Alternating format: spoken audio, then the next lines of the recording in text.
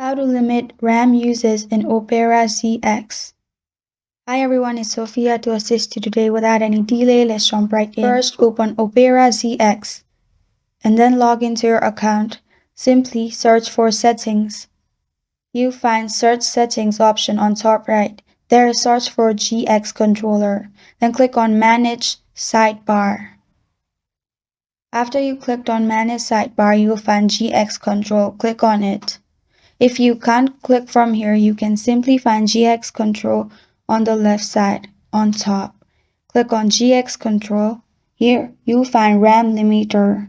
Make sure you turn it on and make sure you customize memory limit. After that, you'll find hard limit, which is memory limit will not be exceeded. Make sure you turn it on as well. And you're good to go. That's how you limit RAM uses in Opera ZX.